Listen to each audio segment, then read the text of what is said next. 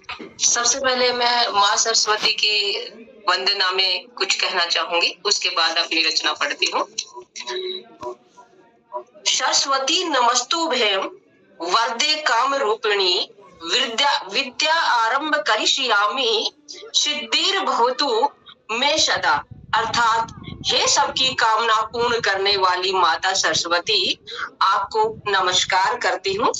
मैं अपनी विद्या ग्रहण करना आरंभ कर रही हूँ, मुझे इस कार्य में सिद्धि मिले। जय माँ सरस्वती। अब मैं अपनी रचना पढ़ना चाहूंगी। कविता का शीर्षक है नदी। नदी का मानवीकरण किया है। नदी प्रेमिका है और समुद्र प्रेमी है, दोनों के मिलन का वर्णन है। सुनिएगा। देखो ये पीर हरणी, ये देखो पीर हरणी, हिम शिखर से निकल तरणी, हिम शिखर से निकल तरणी, कमर लचकाती बल खाती, इठलाती इतराती कल कल करती, कमर लचकाती बल खाती, इठलाती इतराती कल कल करती, स्वर्ण सुंदरी रत्नाकर से मिलने को निकल पड़ी, स्वर्ण सुंदरी रत्नाकर से मिलने को निकल पड़ी।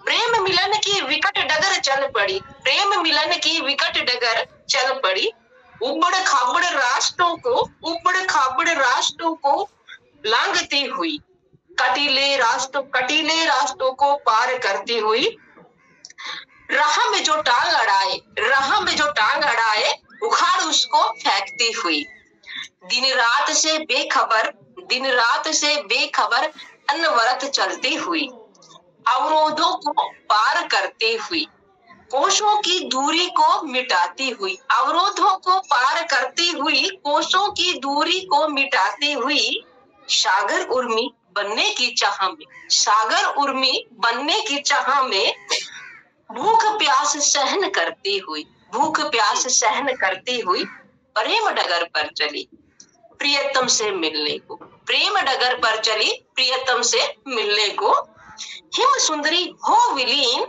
प्रियतम रत्नाकर में, हिम सुंदरी हो विलीन प्रियतम रत्नाकर में, मिटा अपने वजूद को, मिटा अपने वजूद को, हो एकाकार जल निधि में, हो एकाकार जल निधि में, भर आलिंगन में सिंधु को, भर आलिंगन में सिंधु को, रूपवती तरुणी धन्य हुई, रूपवती तरुणी धन्य हुई, तन मन समा सागर में, तन मन समा सागर में, सागर रूप सरिता हुई, आत्म मिलन की पावन बेला में, आत्म मिलन की पावन बेला में, हर्ष से हर्षित हुई जीवन लीला, आत्म मिलन की पावन बेला में, हर्ष से हर्षित हुई जीवन लीला में, सार्थक करती अपने नदी स्वरूप को, सार्थक करती अपने नदी स्वरूप को, सार्थक करती अपने निस्वार्थ प्रेम को, सार्थक करती अपने निस्वार्थ प्रेम को। जी धन्यवाद। बहुत बढ़िया। आप अभी एक और रचना रख सकते हैं आपने निर्मला जी, बहुत सुंदर रचना। तो नदी का बहुत ही आप सुंदर चित्रण किया है अपने शब्दों के माध्यम से। बहुत जी मैम धन्यवाद। अगली रचना है मेरी तब और अब। पहले और अब में क्या परिवर्तन हुआ है उसको लेकर एक कविता लिखी है मैंने।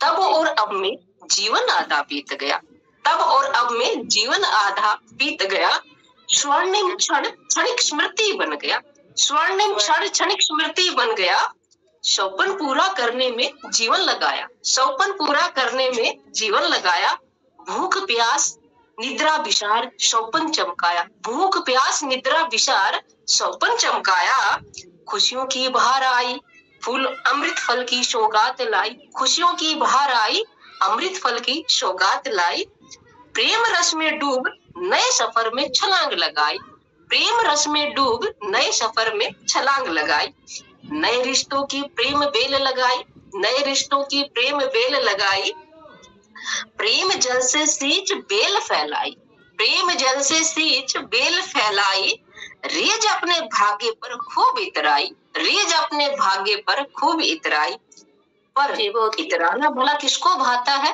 पर इतराना भला किसको भाता है, वक्त कहाँ एक सा रहता है, वक्त कहाँ एक सा रहता है, वक्त ने पलटा मारा, वक्त ने पलटा मारा, गलत फहमियों ने पसारा मारा, गलत फहमियों ने पसारा मारा।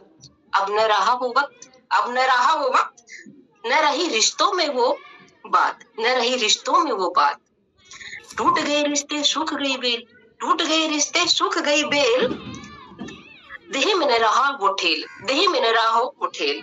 अब न रहा प्रेम भरोसा शेष, अब न रहा प्रेम भरोसा शेष, न रहा जीवन में कुछ विशेष, न रहा जीवन में कुछ विशेष। तब और अब में जीवन आधा बीत गया, तब और अब में जीवन आधा बीत गया। स्वर्णिम क्षण क्षणिक स्मृति बन गया, स्वर्णिम क्षण क्षणिक स्मृति बन गया। जी धन्यवाद।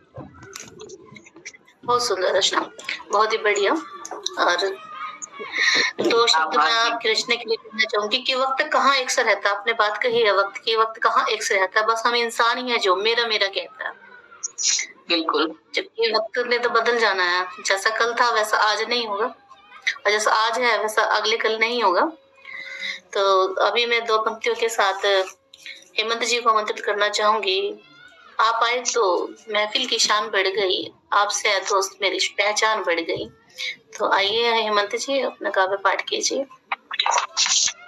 जी बहुत बहुत आभार मंच का, मंच पर उपस्थित गाना है जी, बहुत बढ़िया जी जी मंच पर उपस्थित सभी कवियों का और श्रोताओं का बहुत बहुत धन्यवाद आभार करता हूँ। आज इतने दिन के बाद हम इकट्ठे हुए हैं दोबारा काव्य सम्मेलन के लिए।